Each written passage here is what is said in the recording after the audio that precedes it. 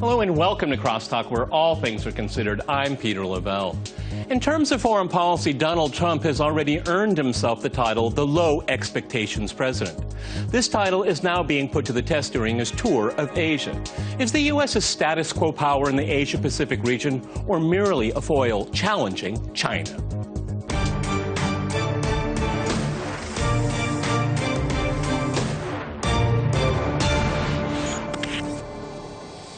Cross-talking Trump's visit to Asia, I'm joined by my guest, Michael Maloof in Washington. He is a former senior security policy analyst in the Office of the Secretary of Defense. In Lake Jackson, we have Daniel McAdams. He is the executive director of the Ron Paul Institute for Peace and Prosperity. And in Brussels, we have Gilbert Doctaro. He is the European coordinator of the American Committee for East-West Accord. All right, gentlemen, crosstalk rules in effect. That means you can jump in anytime you want, and I always appreciate it. Daniel, let me go to you. As President Trump was going to Asia, his national security advisor, H.R. McMaster, said that the objective is to rally allies to achieve, quote, complete, verifiable, and permanent denuclearization of the Korean Peninsula. Is that hyperbole? I mean, are they really serious? I mean, we have a lot of bluster coming out. Then we have some contradictions in tweets. I'd like to meet the man. I mean, what is the focus here? I mean, it seems, as usual, I'm sorry, all over the place. Daniel. I mean, if that is the benchmark for success, then he's just set his boss up for failure, because President Trump will not come home with a deal like that in his pocket. And I think that's one of the reasons we saw early on this week when the president started talking about Korea. He seems to have softened the rhetoric, no more fire and fury. He now sounds like, let's make a deal. As you pointed out, I wouldn't mind sitting down with the man. So I think that might be an attempt to lower expectations. But as you also say, he is all over the place, so it could be something very different tomorrow. You know, Michael, weigh in on that, because I get the feeling you're saying to us all, this is the strategy. Go ahead.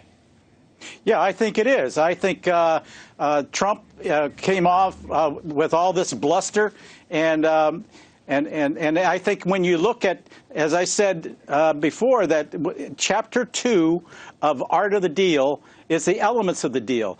Leverage is what he's keying in on. This is what he experienced in his real estate days. That is his base from which all else springs eternal in terms of his work and experience. Bluster and then leveraging and to try and come up with the best options. That's why you hear him talk one day, fire and fury, and on the next day, let's sit down and have hamburger diplomacy in effect. Because last year he said he could sit down and have a hamburger with Kim Jong-un, and he did it again earlier this year. Now, I think what I think is happening here is that there's a lot more going on behind the scenes for discussions. Now, to address the one point that was made, I don't expect an agreement as such right now. What I do expect is a laying of a foundation for discussions, for future discussions, because the ultimate goal is to denuclearize. It's not going to happen at the get-go, but it can happen as we move along. And I think what they need to be doing is and have Trump make another bombastic offer, challenge him to open diplomacy by maybe offering him full diplomatic relations. How do you turn that down? Okay, there is a diplomatic ploy out there. We'll get to it later in the program. It's called the Russian-Chinese deal. I want to get into that in a second. Gilbert, hamburger diplomacy. If it's dealing about building the wall or taxes or all these other esoteric things that are going on inside the United States, I get it. Okay, but I don't think the Chinese and the Japanese and the South Koreans and the Russians get it, okay?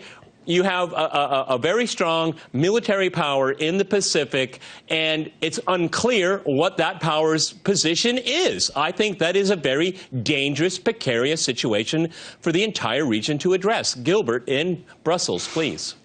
All right. I'm not a specialist on East Asia, but I'm sitting in Brussels, and I do confer with local politicians and people who are considering how to change Belgian and possibly European foreign policy. And I can tell you right now that they are very, very perturbed they are confused and by Donald Trump, by his actions. And at the same time, as I observe that, I would like to answer the question that you've held out for the very end, which is he performing above or below expectations? From my perspective, he's performing above expectations. Okay. But my expectations changed. I had no idea that he could be so successful in making progress on destruction of American global hegemony by just being Donald. I didn't foresee that. That's wow. That is such an interesting point, and that's a topic for another program. And I think that's a fascinating point to make here. Okay, but let me. Peter, okay, that's the point of the program. Michael in Washington, jump in. Look, all that Trump is trying to do, out of all of this chaos, there is an order that's emerging here. What Trump is trying to do, unlike the Obama administration for 8 years, is establish control the situation, and everyone else will follow. We used to be reactive. Now he wants to take control, and you'll notice how everybody, as a result of his bombacity toward North Korea, has begun to come in and focus in on what he wants well, Michael, to do, Michael, you can turn it completely upside down, I think, okay? I think, in the mainstream media, they're saying, but it's China. China has to do China. You know what? If China has to do something and China has to be the key to this, China will decide what the outcome is, and Trump is by Trump's behavior and his words and his advisors all over the place. The Chinese know. Let me go to Daniel here. I think the Chinese know that at the end of the day they will get the deal they want because they don't like the situation in the North as well. Go ahead, Daniel. That's true. Well, this is ultimately a problem for China and for Russia much more than the U.S., despite the scare tactics of warning us that there are nuclear missiles that are headed for us, there are WMDs in Baghdad, et cetera, et cetera. This is a Chinese and Russian problem, and it has a lot more to do with trade and with regional security than with global security. But let's not forget one thing. Why are the North Koreans pursuing a nuclear weapon? Why do they have one? Some say they may have one, some say they don't. Despite what we may think of the North Korean government, it is a very rational response to an unstable part of the world. Exactly. Why is it unstable? Because the U.S. still believes that it has the right to hegemony in East Asia, that the South China Sea somehow is actually the South America China Sea or something of that nature. So it is a rational response. You can't force them to act irrationally against their own self-interest. You have to change the situation to enable a rational action to be something that's more in line with what Washington may want. Okay, I agree with you completely. The problem is... Gilbert, jump in Brussels. The problem is, Peter, the commonality of Donald Trump's behavior wherever he is.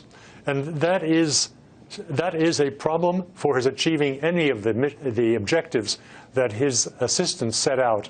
And I have in mind here the bullying, the insulting behavior directly. There's been, I think it has to be said, there's been remarkably little press coverage of Donald Trump's visit to Asia. Yeah. I'm sure there's a lot of press coverage in Japan, but here in Europe and the United States, which I follow in online editions, I see almost nothing. The trip has been taken over, the space on the front page has been taken over by the shootings in Texas. By the latest possibilities for Mueller to move on Flynn, by a lot of fake and phony news. And if you find a little paragraph on page 1 that Trump is here or there, that's a lot. Now, that is very unusual for a visit of this importance and this duration by an American president. No, but Gilbert, in an area that is very hot. I think it's very telling, Gilbert. I think you're absolutely right, because they don't want to see any success on that trip at all. It's built in for them. I mean, again, Americans' self-interest, people are so selfish in the United States in the political class. We're talking about global security. Okay, and I would like to see Donald Trump succeed. I just don't see the elements. I don't see the elements being put together in the right way for that to happen here. Michael, let me go back to you. The Chinese and the Russians have a diplomatic gambit out there. When the last time when there was sanctions voted in the Security Council, if you listen to the Russians, you listen to the Chinese, they gave a roadmap. I know nobody in the New York Times and CNN has that. They don't have the attention span to listen to an entire speech from a foreigner, okay? But it's all laid out right there. Why can't the United States embrace it? Freeze for freeze. I think our audience knows what I'm talking about. Go ahead, Michael. Well, I think it's coming around to that. At first, it wasn't. And I would agree that the Russians and the Chinese have tremendous stakes involved in all of this, and only because of their proximity, for one, and also because of the leverage that they can exert. But at the same time, the United States is a world power. It is there. It's not going to go anywhere, and it has a defense treaty with South Korea. It's not going to go anywhere, and that's why China still needs North Korea. And I think China is walking a very, very tight rope because it cannot do so much what the United States wants without throwing that country into total chaos and thereby creating the very chaos that it is trying to avoid. And that's what's going to put that is what would back Kim Jong-un's into the corner and cause him to lash out. And I think that's what they're trying to avoid. But that's the North Koreans' ace up their sleeve, because they know that the United States conducts its policy in the region with only American interests in mind. They do not think seriously about the interests of others. I mean, look. You know, Trump saying he's going to destroy North Korea, and then the South Koreans say, hey, maybe you should ask us about that first, okay? I mean, it's this extraordinary. Gentlemen, I'm going to go to a short break here. After that short break, we'll continue our discussion on Trump's visit to Asia. Stay with RT.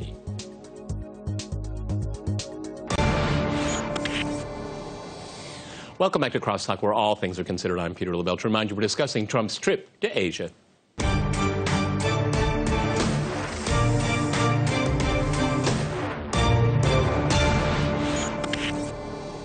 Okay, let me go back to Daniel and Lake Jackson here. One of the best things that Trump did when he became president is to pull out of the Trans-Pacific Partnership. Absolutely was necessary. But what is Trump proposing in place of it? Because he doesn't like multilateral things. Okay, and if it is multilateral, the U.S. has to control it. Okay, it's a fig leaf. Okay, but in this case, it's bilateral right now. Does the U.S. have really the stamina and the strength to be making new deals? Because, I mean, the United States is the biggest debtor country in the world. I mean, what kind of leverage do the Chinese, the South Koreans, the Japanese, Vietnamese even have with the United States right now? The U.S. only has its military. Go ahead, Daniel. Well, you can't make new deals with old ideas. And while I agree with you that pulling out of the TPP was a very good idea, certainly from a free trade perspective, because these large trade deals really are sweetheart deals for crony capitalists and well-connected companies. They don't benefit across the board. But what is he replacing it with? We've seen already twice on this trip to Asia, President Trump saying the Japanese are going to buy a lot more of our weapons. Oh, the South Koreans are going to buy a lot more of our weapons. So I'm wondering, is this the leader of the free world or the global sales rep for the military-industrial complex? You know, that's what I wonder when I see him overseas. He told the Japanese this trip is about making jobs back in the U.S. I don't think he understands what it takes to make jobs back in the U.S. Certainly strong-arming the Chinese to buy more of our things will not achieve the goals. The problems for U.S. trade are located back here in the U.S., not over in Asia. I mean, Daniel, how can you have industrial jobs if you don't have a plant? I mean, they're gone. They're empty. They're shells all across the country. Okay. Again, I can't fathom this here. Gilbert, let me change gears here. One of the things that's really quite interesting, I saw an interview with the Japanese Prime Minister, and our viewers may or may not know, but there's a very heated debate going on in Japan about its pacifist constitution. And listening to Abe when he was speaking with Fox News, I got a bit of a sense that, you know, the Japanese are basically saying to the United States is that we can defend ourselves if necessary, and we really don't need your arms, okay? I mean, there needs to be a legal change, and it seems to have traction in Japan. And then the Japanese again, 75 years after the fact, become a military power in Asia. Of course, not a lot of people in Asia would like that, but it might suit Japan's interests quite well. Because if you see indecision in the White House, why wait around when you can do it yourself? Go ahead. Gilbert. Yeah, we have a similar issue here in Europe, so I'm a bit prepared in handling this. I don't believe we're going to see new institutions. I don't believe we're going to see a sea change in terms of how these countries defend themselves. But the question that arises, will there be greater willingness on the part of the Japanese behind closed doors, as there can be among the Europeans behind closed doors, to push back? Generally speaking, the relationship between the United States and its allies has been one of a suzerain and vassals. And the vassals have, among themselves, agreed always to do and say whatever the United States tells them to say. How long this will go on is under question now. Because of the unpredictability of Trump and the American foreign policy, I think there are many of our allies who are smiling to the television cameras and smiling to the reporters and saying all the nice sounds, but are thinking among themselves how to ensure themselves, not by breaking up institutions or overturning the world order, but by pushing back within the existing institutions to defend their interests more. You know, Michael, I was very disappointed when President Trump's, well, it was during a public appearance, and I'm sorry, I think he chimed in when the Japanese Prime Minister was talking, and he said, and we're going to sell you more weapons. I found that to be disappointing because the future of that region is the future of the world. You look at the countries, I mean, their middle classes are expanding amazingly so. I mean, people, a generation ago, people that were in poverty now have an iPhone. It's extraordinary what's going on there. And the country that has the sway in the region is China. People look to China. China is more interested in trade and making money. And that is very attractive. I may be wrong, but I don't see China trying to export its values and its institutions. They're saying, we want to make money. You want to make money with us? I would like to see the President of the United States make the same message and take that to his Asian interlocutors. I don't see it happening. Go ahead, Michael. Well, I think that you've covered a lot of area there just in your comments. China does indeed spread its own gospel, if you will, when it goes into Asia, goes or into Africa, goes into Latin America. It's trying to assert its own influence in those regions. What the United States is attempting to do, and it's been doing since the end of World War II, is to keep Japan from rearming, number one, and South Korea and Japan from developing nuclear weapons. When I was at the Pentagon, we worked very hard to keep South Korea from developing its own nuclear weapons program, as well as Japan. They threatened to do that on numerous occasions if something wasn't done about North Korea. So for that pledge for the United States to maintain its security umbrella over those countries, they agreed that they would not pursue. Now, with Trump being there, he has agreed to allow for the extension of their ballistic missiles in South Korea. That never would have happened 5 to 10 years ago. And frankly, Japan and South Korea rely very heavily on military hardware for their defense. We have they have our Aegis systems. They have our military planes. They pay a lot of money for it. They pay an enormous amount of money for it. Yeah, I mean, you just said the conditions. Let me go to Daniel. Why don't the Japanese, the South Koreans, why don't they determine what their defense interests are instead of Washington doing it? That's the problem here. You want to finish up, Michael? Go ahead. Yeah. One other thing. I think one of the considerations is that we don't want Japan to arm itself because of the concerns that China might have as a result of their experiences of World War II. And South Korea. That is still a major problem. And South Korea, don't forget. And South Korea. Okay, Daniel, let me see. So it's better for the United States to give them the arms rather than have them develop their own indigenous industries. So, I mean, just keep pumping in the arms. What could possibly go wrong, okay? Daniel, let me go to you. They want them. They want them. Let me go to you, Daniel. So we had with NATO, keep the Germans down, the Americans in, and the Russians out. So now in Asia, it's keep the Americans in, the Japanese and South Koreans down, and the Chinese out. Do you like that? Does that work? Yeah, I mean, I think it's sort of one of these is not like the other. You know, the U.S. is the odd man out in the region.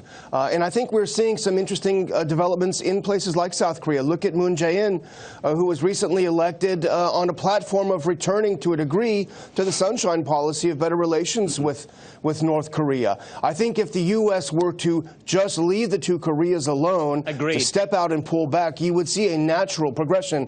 The media didn't report very much, but there was a fairly large demonstration in South Korea this week where people were saying our anxiety is very high. We don't like the rhetoric coming out of Washington or North Korea. This needs to ratchet down. The South Korean people have spoken, and they would look to rapprochement with North Korea. If the U.S. would step back and let it happen, we would find some of these problems going away very easily, I think.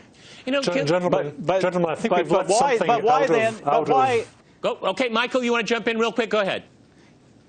Yeah, so why does South Korea still continue to allow for military exercises with the United States, which aggravates and antagonizes North Korea, if that is their intention? They're not doing it. That needs to stop. Because if we're really going to have a rapprochement, come back to China for a moment. Yeah. No, okay, that's just I'm sorry, Michael. That's true, it's a good point, but it's because they're under enormous pressure. And that's moral hazard as well. That's moral hazard. It puts you in a position where you don't have to take care of yourself. That is irresponsible. Go ahead, Gilbert in Brussels. Go ahead. Peter?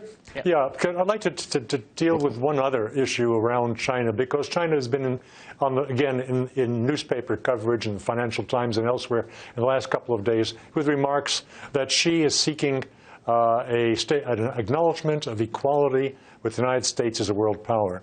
Now, this takes us back a bit. I can see this coming from within the State Department promoting that notion, because the notion was promoted under Obama. People spoke about a G2. Well, there never was a G2. There isn't one today. And so I think it will be with this issue of Xi pushing back. I think that's a figment of imagination within the American foreign policy community and not a reality in China at the time. China is buying time. China is waiting for the time when it will supersede the United States as the world's largest economy and possibly also as the world's largest military. And then they'll turn around and talk seriously. I can't imagine Xi trying to engage in hand wrestling with Trump over equality and becoming the equal partner. I can't imagine the United States, even if Trump were to agree that he would come home to Congress, he would be burned on that one as well. No, yeah, because the American foreign policy. Exactly, but I mean, but actually, rationally speaking, that wouldn't be a bad idea, Daniel. But I'm glad we're going to end on this point here, because it's just a worldview. For the United States, the unipolar moment will never end, but the reality on the ground tells us completely different. That the unipolar moment is crumbling. It's like sand going through your hands, and it's a traumatic feeling for the foreign policy establishment. And you know, it's not we don't have to worry about a rising China, but it's a declining U.S. with its military. Go ahead, 40 seconds, Daniel. Last word.